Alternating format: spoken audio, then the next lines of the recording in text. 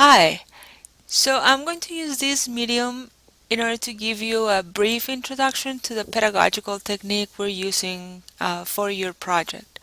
We're using something that's called collaborative learning.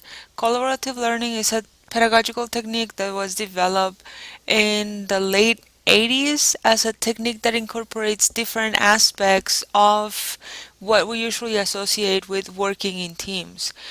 For people who are working in collaborative learning, they usually address it through the acronym PICS-FACE. And PICS-FACE refers to five different concepts that I want you to be mindful of as you're working in this philosophy project. Not only I want you to be mindful not only in your use and display of these components, but I also want you to be mindful of them as you're relating them to others.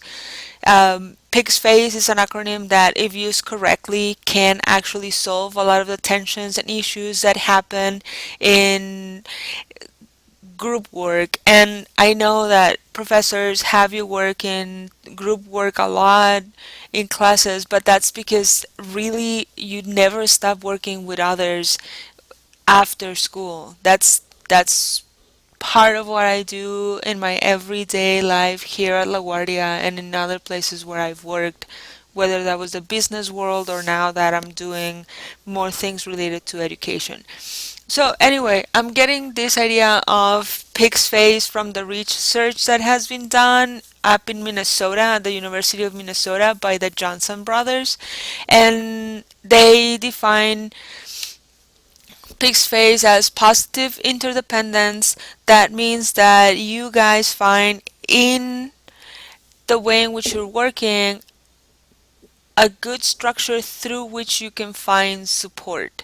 You have to be mindful of not letting all the work be done by one person. If somebody in your team wants to control the work and they are the ones who are calling all the shots, you might want to talk to that person and let them know that if it is done that way, then it is not collaborative learning per se.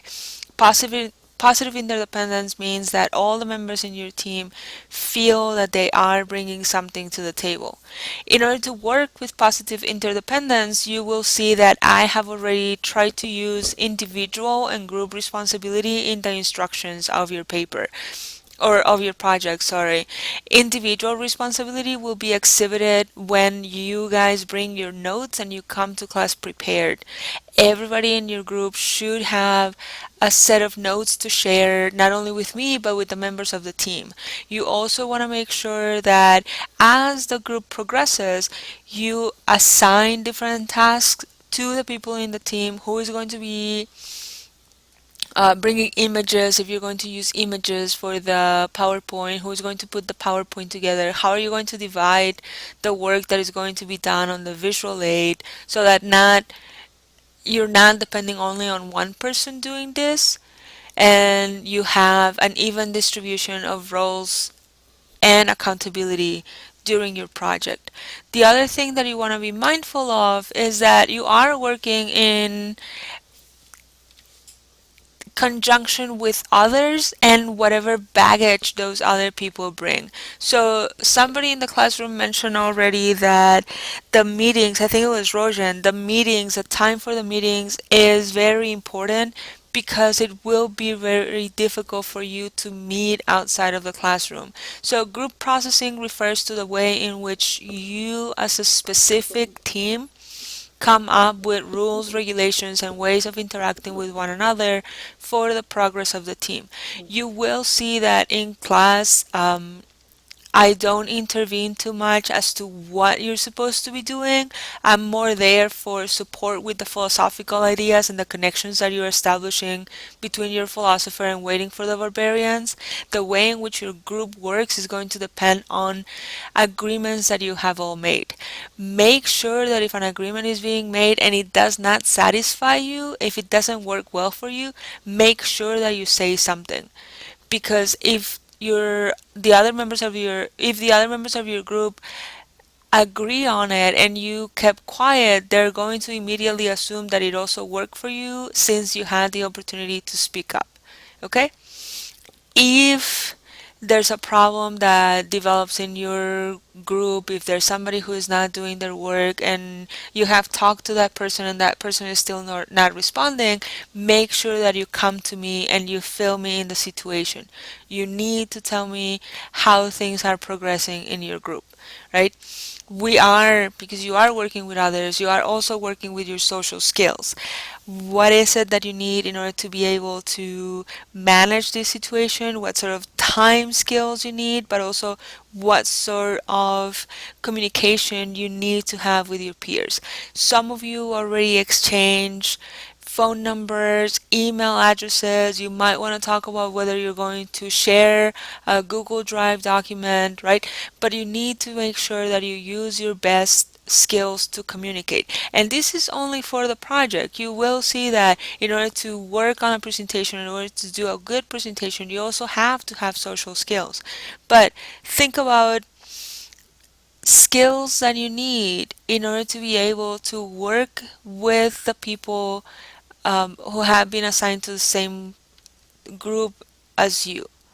And the last part, we're going to be doing this in class, so this refers to having face-to-face interaction. Towards the last couple of days of the group project, you can decide whether or not you're going to meet.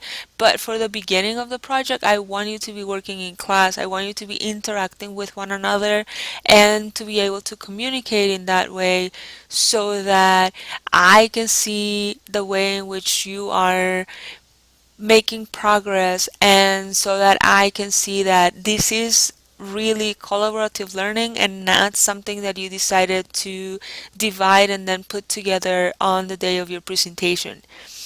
Please know that because this is collaborative learning, I am expecting you to know everything about everything that has to do with your presentation. There will be no division of labor that it's for which you're not accountable in this group. So you can't say, oh, I only put together the PowerPoint, so I really don't know what Levinas is saying. Or I did all the Nietzsche, so I really don't have to talk about waiting for the barbarians. You might decide that you're going to assign different parts of your presentation to different members of the team. That's totally cool. I'm totally okay with it, and I know that's the way it has to be done. But when it comes to Q&A, you can't dismiss certain questions because you were not involved in that project. I would have said all of this in class, and I probably will point out that we do have the PICS-FACE acronym working in the classroom, but I don't want to take more time out of the agenda that you guys are preparing for each one of the meetings that you have. Again, if you have any questions about how your group is working, if you think that somebody is really not becoming involved, make sure that you talk to that person first and then talk to me so that we can come to a decision as to what's going to happen to that person and how this person is going to be assessed. PICS-FACE is going to have a lot to do with the sort of self-evaluation and co-evaluation that you're going to use for this project. That self-evaluation, co-evaluation document is already posted under the folder collaborative project on Blackboard. So you have an idea of what I'm expecting you to do. As always, let me know if you have any questions, comments, critiques, and I really hate doing the disembodied voice video with students that I see on a regular basis, but again, I'm just trying to save us time and to keep us all on the same page. See you later.